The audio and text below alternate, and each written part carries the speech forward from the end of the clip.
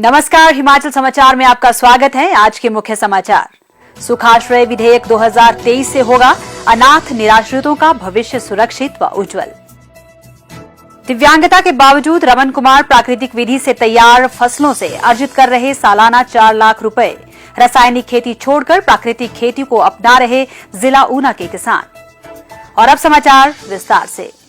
मुख्यमंत्री ठाकुर सुखविंदर सिंह सुक्खू ने आज शिमला में कहा कि सुख आश्रय बच्चों की देखभाल, संरक्षण और आत्मनिर्भरता विधेयक 2023 को पारित करके सरकार ने कानूनी रूप से अनाथ बच्चों का भविष्य सुनिश्चित किया है। इस विधेयक से अनाथ और निराश्रित बच्चों को जहां बेहतर सुविधाएं मिल पाएंगी, वहीं उन्हें अपने भविष्य की नींव को मजबूत करने में सहायता मिलेगी।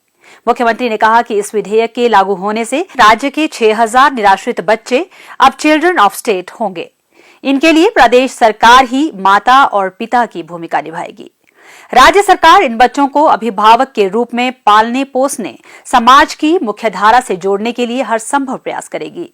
इस विधेयक का उद्देश्य अनाथ, निराश्रित और दिव्यांग बच्चों को उचित देखभाल, सुरक्षा, विकास और आत्मनिर्भरता प्रदान करना है। इसमें चाइल्ड केयर और आफ्टर केयर संस्थानों में रहने वाले बच्चों को वस्त्र और उत्सव अनुदान प्रदान करने का प्रावधान भी किया गया है।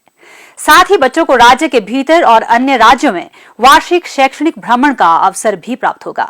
इसके अतिरिक्त प्रत्येक बच्चे के लिए आवर्ती जमा खाते खोले जाएंगे, जिनमें राज्य सरकार योगदान देगी।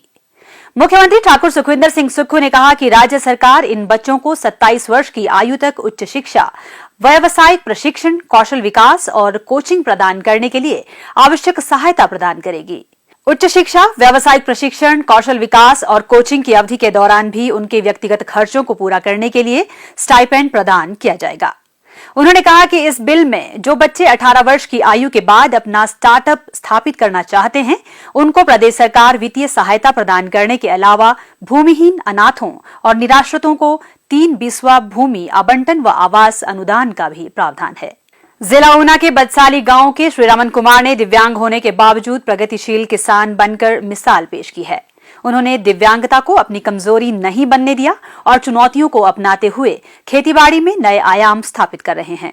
श्री रमन कुमार का कहना है कि जब उन्होंने खेतीबाड़ी का कार्य शुरू किया तो वह रसायन युक्त खेती करते थे। इससे फसलों की पैदावार में कमी होने के साथ साथ खेतों की मिट्टी की उर्वरता पर भी असर पड़ता था। इन सभी पहलुओं को ध्यान में रखते हुए उन्होंने प्राकृतिक खेती की ओर रुख किया और कृषि विश्वविद्यालय पालमपुर में प्राकृतिक खेती का प्रशिक्षण लिया। प्रशिक्षण के उपरांत उन्होंने 25 बीघा जमीन पर प्राकृतिक खेती करना शुरू किया, जिससे खेतों की मिट्टी संजीव हो उठी।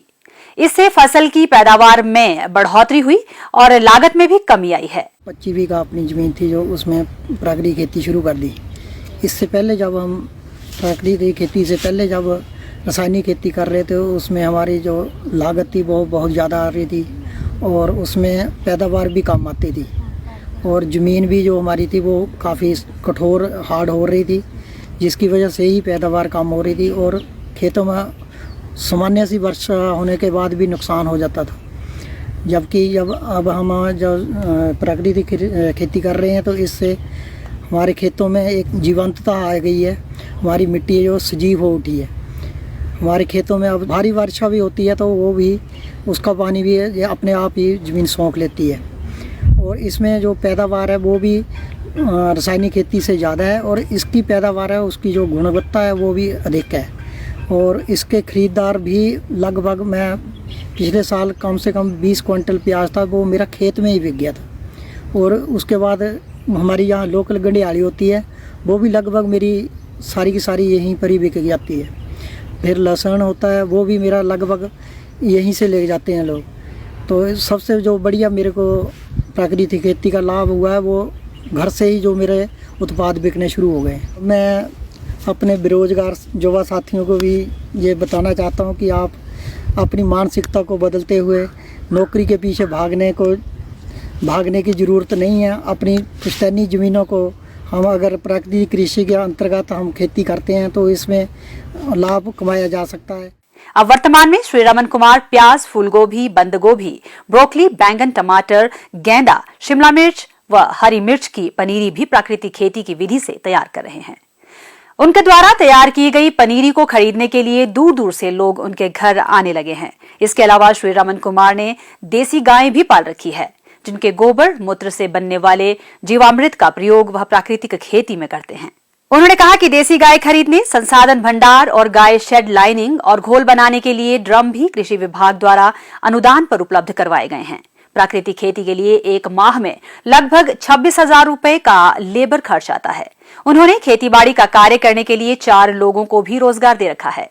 श्री रमन कुमार प्राकृतिक खेती की विधि से तैयार फसलों से सालाना 4 लाख रुपए का मुनाफा अर्जित कर रहे हैं। हिमाचल समाचार देखने के लिए सब्सक्राइब करें YouTube channel information and public relations department HP, follow करें ट्विटर @DPRHP, लाइक करें Facebook page information and public relations department Himachal Pradesh, visit करें वेबसाइट www.himachalpr.gov.in। इस अंक में इतना ही। कल फिर होगी मुलाकात। दीजिए इजाजत। नमस्कार।